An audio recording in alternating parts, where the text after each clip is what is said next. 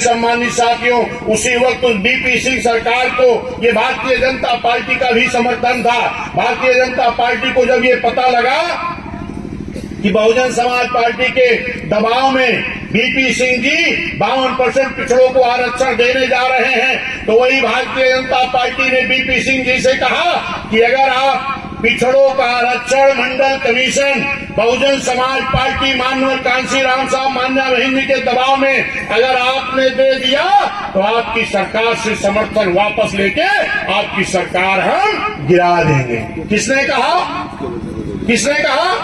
भाजपा के लोगों ने। ये कौन सी 84 में माननीय कांशीराम साहब ने एक बहुजन समाज पार्टी बनाई। माननीय कांशीराम साहब ने जब पार्टी बनाई तो एक चीज देखा कि बाबा साहब ने तो अथक प्रयास करके संघर्ष करके सभी जाति समाज के लोगों को वोट का अधिकार दिया था, लेकिन इस देश में जितनी भी राजनीतिक पार्टियां रही हैं 1952 में वोट पड़ना शुरू हुआ, 84 में बीएसपी बनी है। इसके पहले तमाम ऐसे समाज के लोग थे जो वोट तो देते थे लेकिन वोट लेने का अधिकार उनको नहीं था, यानी उनको चुनाव लड़ने का अधिकार नहीं था। धन्य माननीय कांशीराम साहब मान्या बहन जी ने एक नारा दिया कि जिसकी जितनी संख्या भारी उसकी उतनी हिस्सेदारी भागीदारी इस देश में बहुजन समाज पार्टी देने का काम करेगी। मेरे सम्मानित साथियों, पहली बार जिन समाज के लोगों को राजनीतिक भागीदारी पहले मिलती थी उनको भी देने का काम किया, जिन समाज के लोगों को राजनीतिक भागीदारी कभी नहीं मिलती थी उनको भी देने का काम किया। माननीय कांशीराम साहब की इस विचारधारा के तहत जो इस देश में 52% बैकवर्ड आबादी वाले समाज के लोग थे, इनकी राजनीतिक भागीदारी मात्र 1.5 से 2% ही मिलती थी। ये तो बाबा साहब की देन थी जो आरक्षण के बल पर हमारे एससी एसटी समाज के लोग तो चुनाव लड़ने का मौका पा गए, लेकिन जो इनकी बराबरी में रहने वाले पिछड़े समाज के लोग थे जो बाबा साहब की बात को साइमन कमीशन जब आया तो उस वक्त नहीं समझ पाए, वो लोग आरक्षण से वंचित रह गए। लेकिन माननीय कांशीराम साहब ने बाबा साहब के विचारों पर चलते हुए, बहुजन महापुरुषों के विचारों पर चलते हुए अपनी पार्टी बना करके उन सभी समाज के लोगों को राजनीतिक भागीदारी देने का काम किया जिनको 32 साल तक चुनाव लड़ने का मौका इस देश में राजनीतिक दलों ने नहीं दिया था।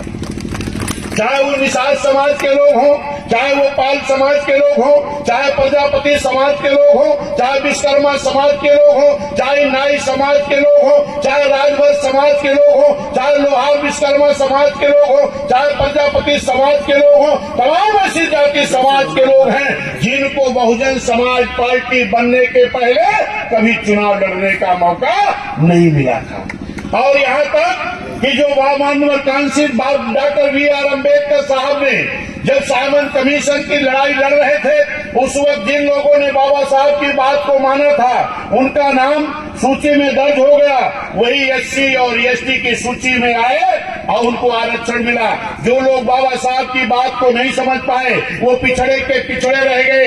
धन्य है बाबा साहब जिन्होंने अपने संविधान में आर्टिकल 340 के तहत उनको भी आरक्षण दे करके चले गए थे। मेरे सम्मानित साथियों, उनके आरक्षण के लिए पहली बार 1952 में पिछड़ों के लिए कमेटी बनी, 1957 में कमेटी की रिपोर्ट आ गई, लेकिन मेरे साथियों इस देश की हुकूमत करने वाले लोग उनके आरक्षण की व्यवस्था नहीं किया।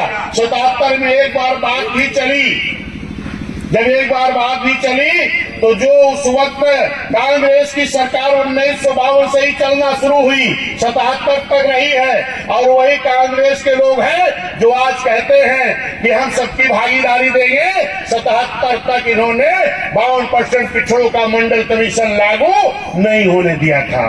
मेरे सम्मानित साथियों, 77 में जब एक कांग्रेस के खिलाफ मोर्चा बना, एक बड़ा गठबंधन बना, इन गठबंधन के लोगों ने कहा कि हम मंडल कमीशन लागू करके हम पिछड़ों को आरक्षण दे देंगे। मेरे सम्मानित साथियों, जैसे सरकार बन गई तब उन्होंने कहा कि ये जो रिपोर्ट आई है ये पुरानी हो गई है। कमेटी कब बनी थी?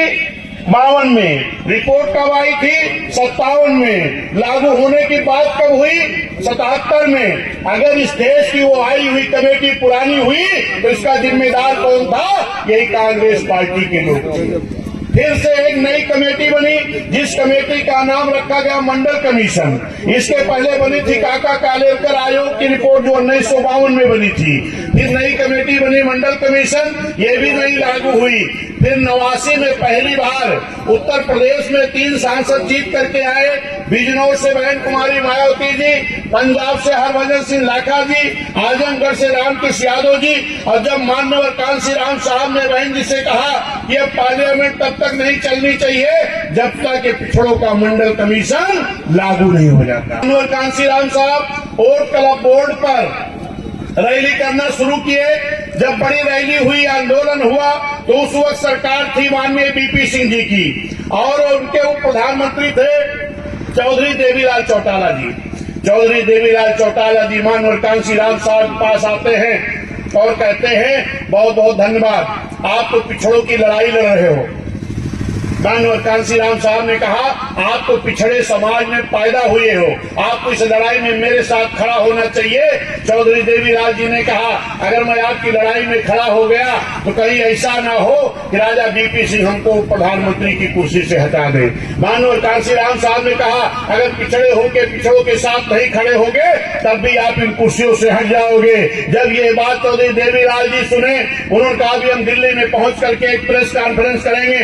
ये बात जब बीपी सिंह जी को खबर लगी तो उन्होंने माननीय कांसी राम साहब मान्या बहन जी को बुलाया कि अपना आंदोलन बंद करो, जो आपकी मांग है वो हम पूरा करने के लिए तैयार हैं। ये मेरे सम्मानित साथियों, उसी वक्त उस बीपी सिंह सरकार को ये भारतीय जनता पार्टी का भी समर्थन था।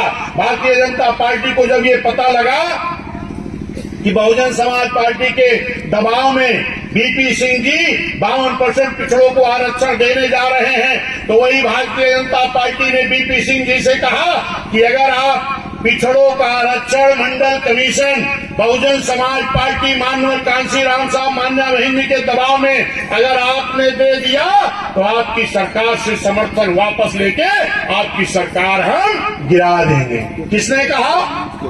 किसने कहा? भाजपा के लोगों ने। ये कौन सी भाजपा? वही भाजपा जिस भाजपा को आज नादानी के नाते, नासमझी के नाते हमारा पिछड़ा समाज अपने कंधे पर लेकर के ढो रहा है।